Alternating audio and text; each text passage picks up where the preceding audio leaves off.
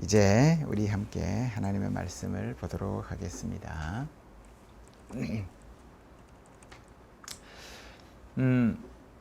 오늘 복음서에서는 두 집단의 사람들이 극명한 대조를 이루면서 대립하고 있는 것 같은 모습을 보입니다. 먼저는 세리들과 죄인들이 예수님의 말씀을 들으려고 몰려들었다라고 합니다.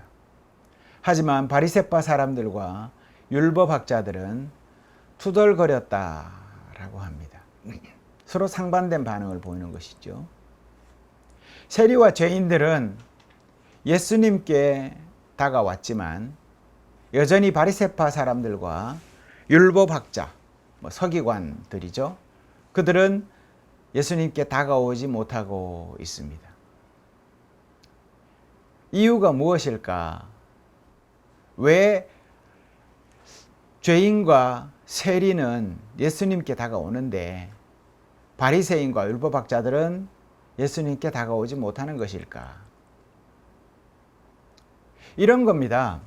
오늘 말씀은 우리가 누군가에게 지혜를 구하거나 도움을 청하는 모습과 꼭 닮아 있다라는 것이죠. 우리가 누군가에게 도움을 구할 때 주로 누구에게 도움을 구합니까? 최소한 내가 도움받고자 하는 일을 해결할 능력이 있는 사람에게 도움을 구하지 않습니까? 만약에 나보다가 못 배우고 경제적인 능력이 떨어지는 사람이라면 내 문제를 그에게 상의할 일이 없을 것입니다. 이유는 이야기해봐야 해결되지 않을 것이기 때문이죠. 그렇습니다. 그러니 우리는 자기 기준에서 나보다가 나은 사람에게 도움을 구하거나 조언을 얻게 되는 것입니다.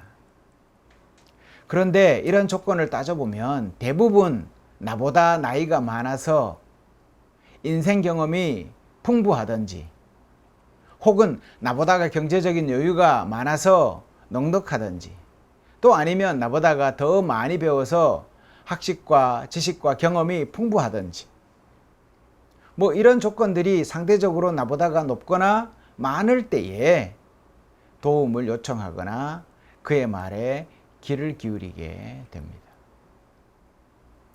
하지만 예수님을 한번 생각해 봅시다. 그분의 출신은 나사렛 촌동네였습니다. 성경에 아무리 찾아봐도 어느 학교를 나왔는지 알 수가 없습니다. 집안은 가난하기 짝이 없어서 가난하게 정말 그렇게 어려서부터 일을 하면서 살아왔어야 했었습니다. 그러니 예수님이 자기 고향 땅에 돌아갔을 때에 쫓겨난 걸 보면 인간적으로 예수님이 어떤 수준이셨는지 잘 알 수가 있습니다. 그러니 여러분들의 말을 듣고 따르는 일이, 그러니까 예수님의 말씀을 듣고 따르는 일이 쉽지만은 않은 일이다 라는 것을 알 수가 있는 것이죠. 이런 예수님을 따르기 위해서는 반드시 한 가지 조건을 갖추어야 합니다. 사실 나보다가 못한 분을 따른다는 것은 어려운 일입니다. 어떤 조건을 갖추어야 되느냐? 그는 진정으로 예수님을 어떻게 보면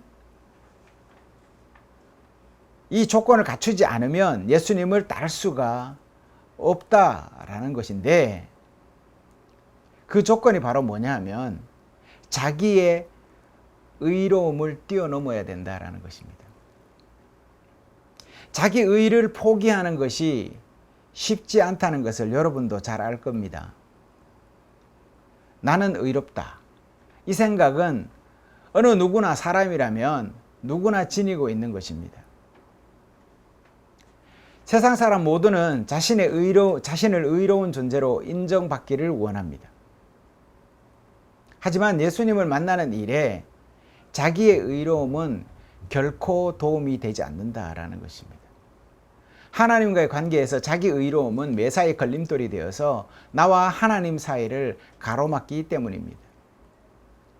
그러니 자기 의로움을 뛰어넘을 때라야 예수님을 영접할 수 있고 그분의 초청에 응할 수 있다라는 것이죠. 오늘 세리와 죄인, 우리가 죄인이라고는 하지만 사실 그들이 죄인이라고 부르는 사람들은 대부분 일반 서민들이었습니다. 왜냐하면 1세기 예수님 활동하실 당시에는 유대지방 서민들은 대부분 그 삶의 살림살이가 종교 지도자들 보다가 훨씬 못했던 사람들이었습니다. 그들이 종교 지도자들이 만들어 놓은 규칙과 율법대로 안식일을 율법을 따르고 정결법을 따르기에는 먹고 사는 일이 너무나 힘들었다라는 것이죠. 그러니 그들은 자연스럽게 죄인이 되었던 것이죠. 이들은 지키려고 해도 그 율법을 형편 때문에 지키지를 못했습니다. 안식일도 정결법도 온전히 따르지 못했던 것이죠. 그러다 보니 죄인이라는 낙인을 얻게 된 것입니다. 예수님은 그리 죄인이라며 낙인받은 이들을 긍휼히 여기셨습니다. 그리고 그들을 환영하시고 용서하시며 사랑하셨습니다. 그러나 여전히 바리새파 사람들과 율법학자들은 그분 앞에 다가서지 않습니다. 자기 의로움에 빠져 있는 것입니다. 자기 의로움에 사로잡혀 있다. 이 말은 참으로 무서운 말이기도 합니다. 왜냐하면 이런 자기 의로움으로 어떻게 보면 기독교 역사 가운데 수많은 사람을 무참하게 학살한 사건이 벌어졌기 때문입니다. 바로 마녀 사냥이 그 이야기입니다. 중세시대 교회는 바로 마녀 사냥에 앞장섰던 교회였습니다. 교회의 관습과 신학에 맞지 않는 이들을 찾아내어서 처단해야 한다면서 마녀 사냥꾼들을 허가증을 내주고 그렇게 죄 없는 사람들을 억울하게 죽음에 이르게 했습니다. 이후에 교회는 이런 잘못을 반성하고 공식적으로 인정했지만 이미 죽은 목숨들은 돌이키지를 못하지 않습니까? 하나님의 영을 따르는 교회가 어떻게 이런 어리석은 결정을 할 수 있었을까? 바로 자기 의로움에 사로잡혀 있었기 때문에 그렇다라는 것입니다. 이런 모습은 지금을 살아가는 우리에게도 똑같이 적용됩니다. 자기는 의롭다, 나는 의롭다, 이런 생각이 스스로를 올무에 걸려 하나님을 적으로 돌려놓게 한다는 것입니다. 마치 복음서의 바리새파 사람들과 율법학자들도 지금 자기 의에 충만하여서 예수님을 마녀 사냥하고 있는 것입니다. 그래서 딴에는 정의로운 행동을 한다고 생각하는 것 같습니다. 그래서 그들의 입술에서 밝힌 예수님의 흠집이 무엇입니까? 바로 죄인들과 세리와 함께 식사를 한다라는 것입니다. 저들이 지금 하는 말이 참말입니까? 진리입니까? 거짓입니까? 저들은 지금 이 말은 새빨간 거짓말이라는 것입니다. 진실을 왜곡하고 조작하고 있다는 것입니다. 예수님은 저들이 아는 것과는 달리 예수님은 죄인들에게 인자하셨습니다. 깊은 이해심으로 당신 자비와 동정심을 드러내셨습니다. 주님은 저들의 근심을 보시고 도움의 손길을 내밀어 주셨습니다. 우리도 어느 때는 자기 의로움에 취해서 독선적인 모습으로 살아갈 때가 있습니다. 이런 모습은 결국 형제들과의 사이를 갈라놓는 걸림돌이 되고 맙니다. 또한 독선적인 사람은 자신의 생각을 관철하기 위해서 어떻게 합니까? 상대를 위협하거나 또 상대를 억압하는 방법으로 자기 뜻을 관철하려고 합니다. 더 심각한 것은 저들은 지금 하나님의 이름으로 이 일을 행하고 있다는 것입니다.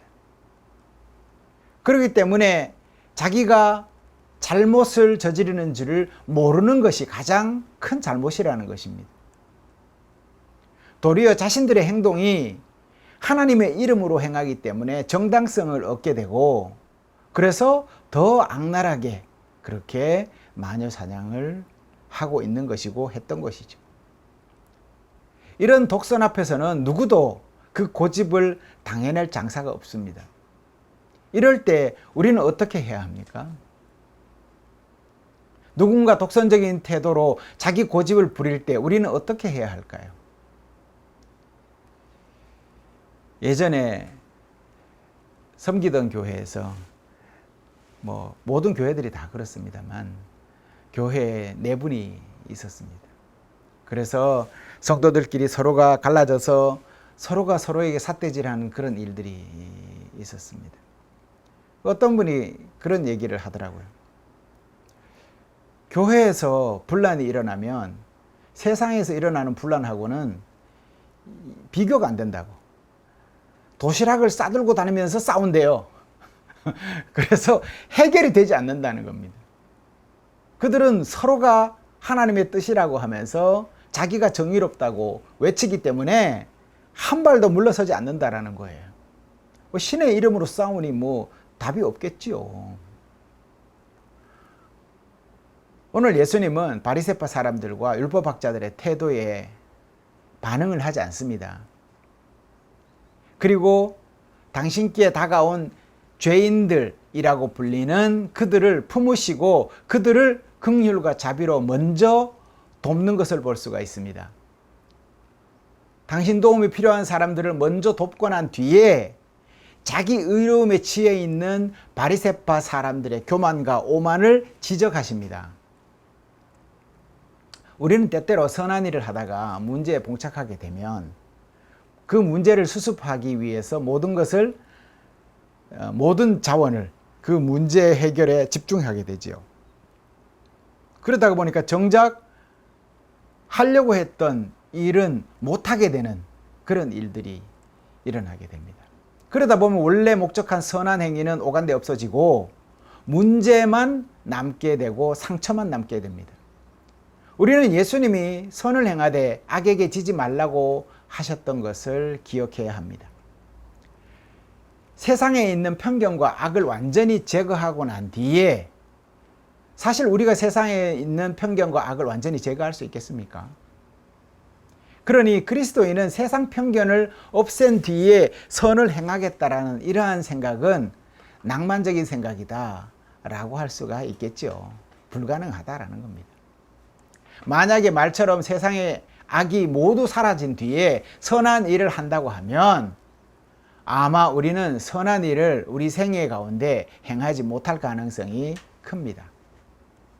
그러니 세상이 악하고 편견에 쌓여 있다 해도 변함없이 신앙인은 하나님의 뜻에 따라 선을 행해야 합니다.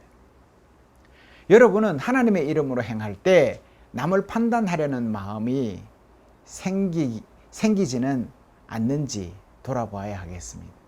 내 마음속에 자라는 독선과 교만을 만약에 있다면 뿌리 뽑아야 하겠습니다. 그럴 때라야 우리 주님의 무한하신 자비와 사랑 안에 우리가 거할 수 있을 것입니다.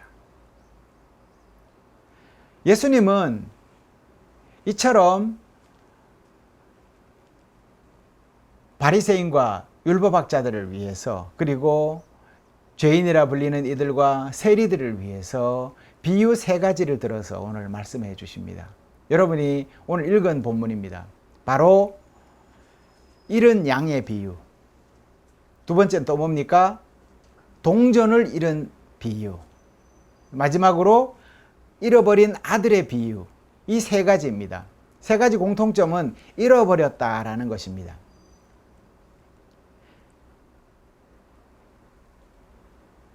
잃어버린 채 살아가는 것은 결핍된 것이죠. 결핍된 겁니다. 그리고 불완전한 것이죠. 그래서 반드시 찾아야 하고 찾으면 기쁘다라는 것입니다. 그래서 완전하게 찾아서 하나가 되었을 때 함께 기뻐하는 것이죠. 이 복음서는 비유를 통해서 함께라는 가치를 우리에게 말해주고 있습니다. 그럼 주님의 초청을 받아서 말씀을 듣는 이들은 세리들과 죄인들이고, 편견과 오만으로 멀리하는 이들은 바리새파 사람들과 율법학자들이라는 것이죠. 바리새파 사람과 율법학자들은 유대 사람들로 이미 하나님이 택했고 불러준 사람들입니다. 이들이 주님을 통해서 죄인들과 세리들을 불러 식사하는 것이 그들 눈에는 못마땅합니다. 하나님은 자신들만의 하나님인데 아무나 하나님을 들먹이면서 그의 백성이 된다라고 하니 불만인 것이죠. 저들에게 한 가지 모자라는 것이 있습니다. 내 하나님이지 너의 하나님은 아니라는 것이죠. 함께라는 가치가 결핍되어 있는 것을 알 수가 있습니다. 한 인류학자가 남아프리카 부족의 아이들에게 과자 상자를 보여주면서 달리기 경주를 시켜보았다고 합니다. 그래서 달리기 경주를 해서 1등한 친구들에게 1등, 2등, 3등 보통 이렇게 운동회 때도 그렇게 해서 3등까지 상을 주죠. 4등은 안 주더라고요. 네. 제 딴에는 열심히 달린다고 달려서 상도 몇 번 타봤는데 학년이 올라갈수록 계속 나보다 잘 뛰는 친구들이 더 많더라고요, 보니까. 그래서 타지를 못했습니다. 그렇게 달리기 경주를 시켰답니다. 그러자 아이들이 그때 소리를 지르더랍니다. 뭐라고 질렀냐면 우분투, 우분투. 그러면서 함께 손을 잡고 이 친구들이 달리기는커녕 걷기 시작하더라는 겁니다. 그래서 그 인류학자가 의아해서 왜 경쟁을 하지 않니? 라고 물었더니 아이들은 다른 아이들이 슬퍼하는데 어찌 나만 행복할 수 있겠어요? 라고 말하더랍니다. 그래서 우분투라는 말의 뜻이 뭔지 아십니까? 아프리카 코사 지방의 말입니다. 이 우분투는 네가 있어서 내가 있다라는 뜻이랍니다. 함께 있어서 내가 있다라는 이런 뜻이랍니다. 이처럼 우리 모두는 이웃과 함께여야만 행복해질 수 있는 그러한 창조된 존재라는 것이죠. 우리가 이웃과 경쟁하는 것은 독약을 마시면서 건강해지려고 하는 것과 같다라는 겁니다. 마찬가지로 하나님께서도 저 하늘 높은 보좌에서 이 낮은 세상에 내려오실 수밖에 없었던 이유가 있습니다. 그것은 바로 당신이 창조하신 사람들이 행복하지 않다면 당신도 행복하지 않기 때문입니다. 마치 아기가 물에 빠져서 허우적대고 있어요. 최근에 우리가 포항 지역에서 이와 유사한 일이 일어났었죠. 이 모습을 바라보면서 혼자 행복해할 수 없는 어머니와 같은 마음이라는 것이죠. 복음서의 작은 아들은 자신을 즐겁게 하는 것이 행복이라고 여겼습니다. 그러나 그 아들은 곧 그것이 고통임을 깨닫고 아버지를 행복하게 하는 것이 곧 자기의 행복이라는 것을 깨닫게 됩니다. 반면에 큰아들은 어떻습니까? 큰아들은 아버지 곁에 있으면서 그러면서도 행복하지 못했습니다. 아직은 아버지의 행복과 자신의 행복이 일치를 이루지 못했던 것이죠. 내면에 자기의 의로 가득 차 있으면 진정한 행복은 바라보지 못합니다.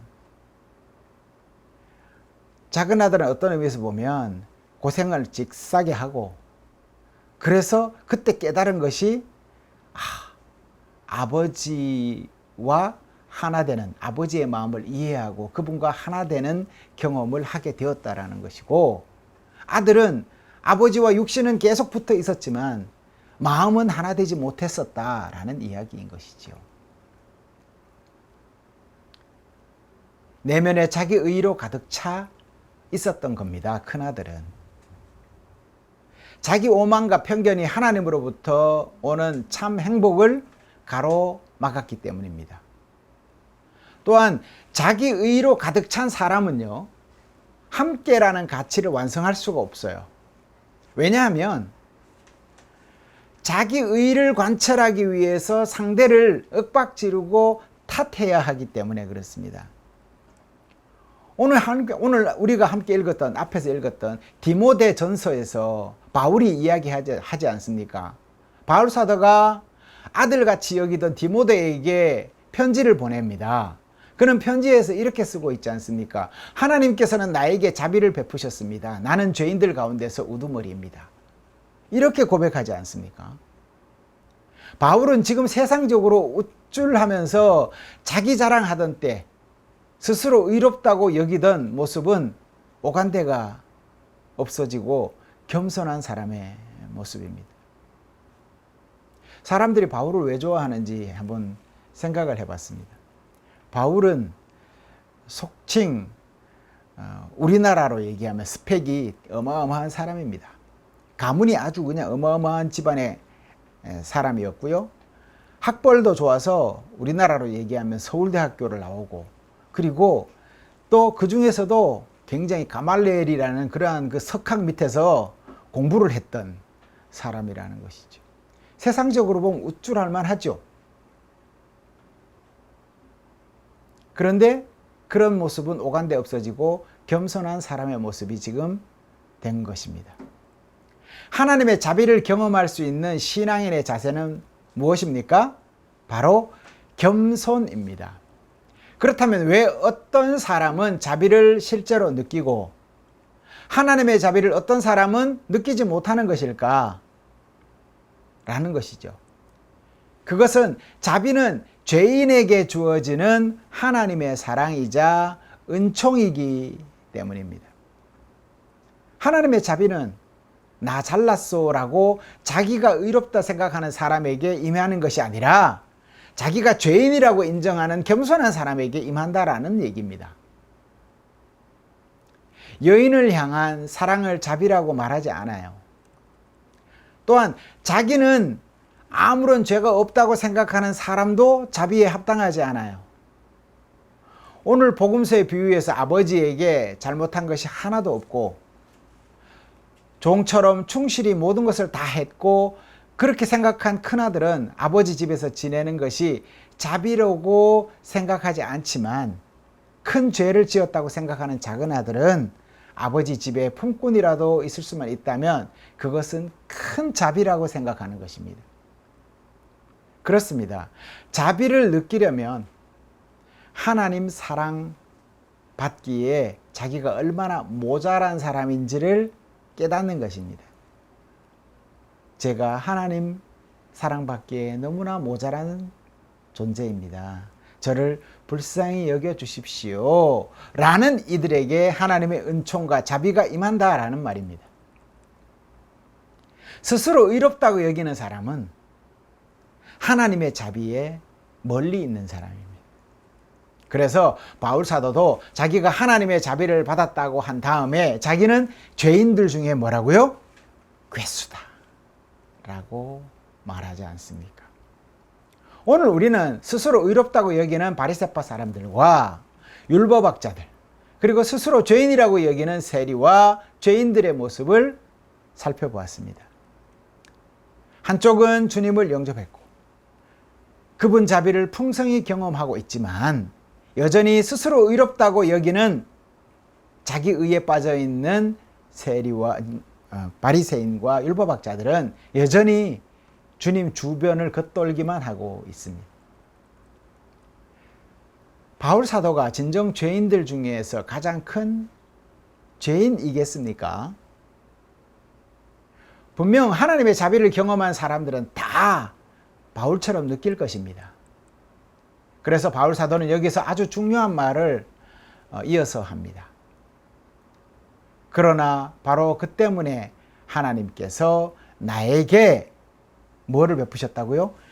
자비를 베푸셨다 라고 하는 것입니다. 제가 자주 이야기하듯이 하나님께서는 선한 사람에게나 악한 사람에게나 똑같이 햇빛을 내리시고 이른 비와 늦은 비를 내려주십니다. 그렇지만 햇빛을 사랑으로 쬐고 비를 은총으로 만든 사람은 자신이 악한 사람임을 인정하는 겸손한 사람, 선한 사람, 죄인임을 인정하는 바로 그러한 선한 사람일 때 그 은총이 임한다라는 것이죠.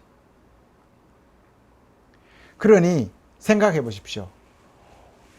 당신의 피조물이 있는 이 땅에 하나님이 이른 비와 늦은 비를 햇빛을 골고루 다 내려주심에도 불구하고 그것을 은총이라고 받는 사람은 누구입니까? 겸손히 그분을 인정하는 여러분들이라는 것이죠.